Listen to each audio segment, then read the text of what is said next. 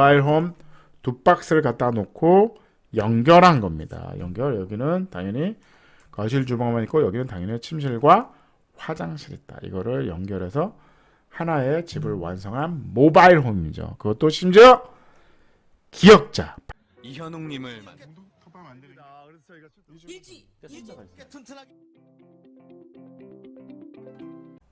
반갑습니다. 국민건축가 이현입니다. 오늘도 재밌는 전세계 단독주택 이야기 텍사스 갑니다. 텍사스.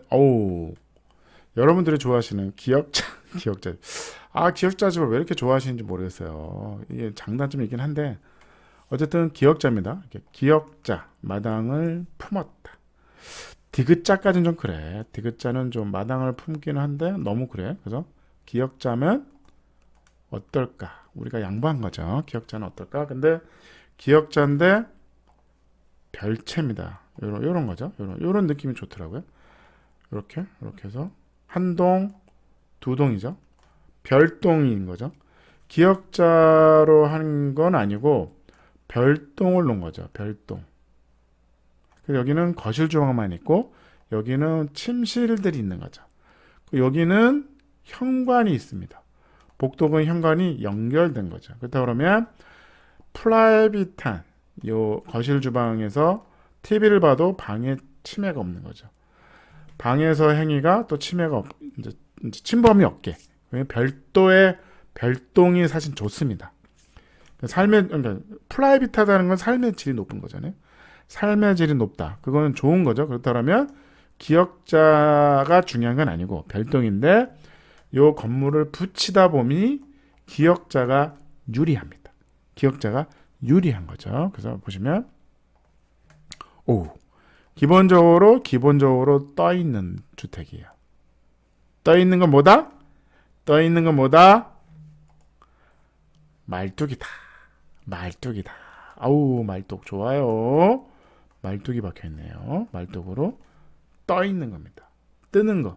제가 그래서 말뚝기초를 자꾸 주장하는 겁니다. 말뚝기초에 장점이 많아서 그럽니다. 이렇게 콘크리트 말뚝에 나무 박스를 두 개를 얹혀놓고 연결하는 겁니다. 사실은 이 집은 모바일 홈입니다. 모바일 홈이죠. 그래서 두 박스를 갖다 놓은 겁니다. 그래서 평면도 볼게요. 평면도 보면 요 하나의 박스와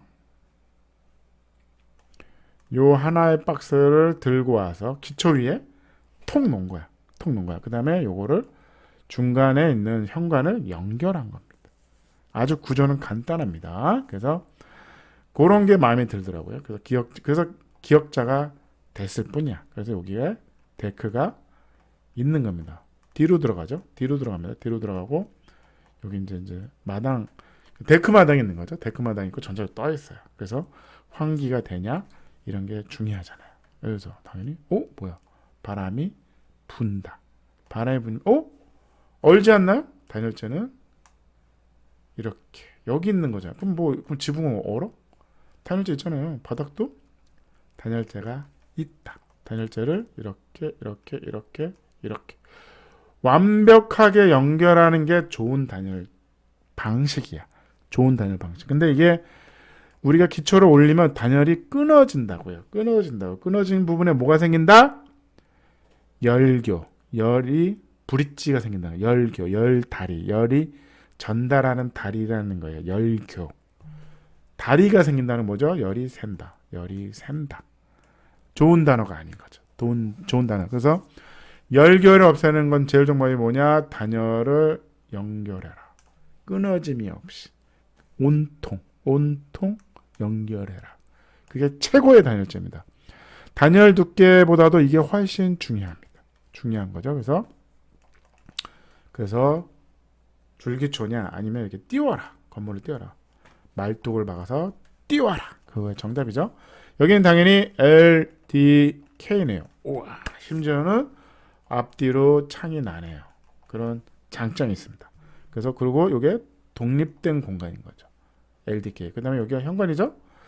사진에 근데 여기 주방이 있습니다. 도면이 좀 잘못되더라고요. 여기 주방이 있고 여기에 11자 주방이 두 개 있어요. 아일랜드가 하나 있고 식탁 있는 건 맞아요. 그래서 요 사진이 아까 요 사진인 거죠. 요 사진이죠. 그 다음에 현관에서 올라오면 여기는 침실만 뭐라는 거. 침실만 2개가 있습니다. 4.2에 4.5. 여기도 4.1에 4.5. 2개가 있는 거죠.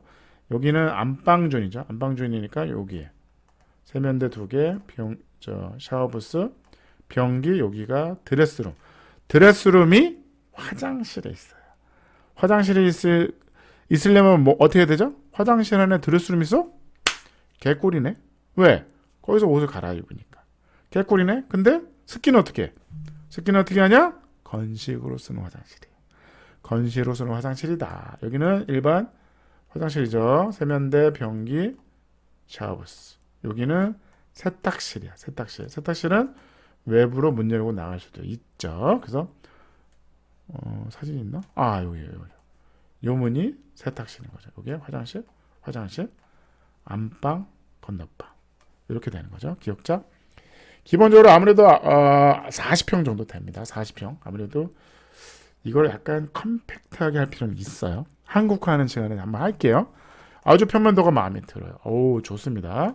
근데 40평, 이건 좀 아쉬워요. 근데 뭔가 전체적으로 좀 큽니다. 4.8m면 꽤 큰 거죠. 근데 길이가 13m나 돼요. 엄청나게 크죠. 방 사이즈도 큽니다. 그래서 어제 라이브로 제가 올렸죠. 어제 라이브 요거 잘라가지고 요거 별도로, 아니면 요거 분리해서 띄어 별도 가능합니다. 어찌됐든 실내 사진을 보시면 과하지 않는 경사면 나쁘지 않습니다. 원래는 이게 원래 구조는 이렇게 되잖아요. 근데 실내는 이렇게 마감을 한 겁니다. 낮게. 높음은 냉난방의 문제는 있습니다. 자유롭지 못하죠. 그래서 적당한 사이즈 높이가 있는 거죠. 원래는 구조는 더 높아. 구조는 더 높습니다. 근데 그렇게 안 하고 실링의 마감은 여기다 했다. 여기다 굳이 할 필요는 없다. 그게 법은 아닙니다. 그냥 그게 정답도 아닙니다. 내가 필요한 만큼만 그냥 구배를 잡으면 됩니다. 그래서 여기에 주방 있고, 여기로 들어가면 펜츄리가 있죠. 도면은 없는데 펜츄리가 있습니다. 안방에 창이 픽스 창이다. 어디 보면 요즘 현대 건축의 중요한 창이 뭐다? 창의 기능이 점점 더 여는 기능이 점점 약해지고 있어요. 왜냐하면 환기 장치를 할 거냐? 그 다음에 아니면 여는 게 굳이 필요하냐? 이게 왜 긴밀성을 따지니까 기밀한 에너지 제로로 가다 보면 창문을 여는 부분이 아무래도 시간에 의해서 점점점 벌어집니다. 바람이 들어오기 시작하는 거죠. 영원히 그게 우리 냉장고 보시면 1등급이야. 30년 동안 1등급이 아닙니다. 10년이 지나면 3등급, 5등급으로 떨어집니다. 그래서 오래된 냉장고가 1등급이야. 우리 집 냉장고는 1등급이야. 그게 영원하지 않습니다. 창호도 마찬가지야. 그렇다 그러면 창호가 기능이 간결할 필요가 있는 거죠. 굳이 열 필요가 있냐? 굳이 열 필요가 있습니까? 그렇다 그러면 아니면 이럴 수 있어. 창이 2개 내죠. 이쪽도 내죠. 그러면 둘 다 과연 열 필요가 있냐 거죠. 그러면 하나만 열고 하나는 픽스 창으로 가자. 그게 정답입니다. 내부를 낮춰도 된다.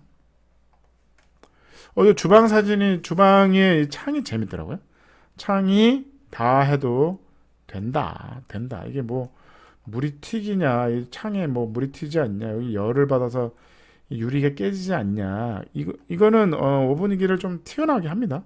앞으로 띄어나서 뒤를 좀 띄기도 하고요. 아니면 방화유리도 다 있습니다. 불에 강한 유리 있어요.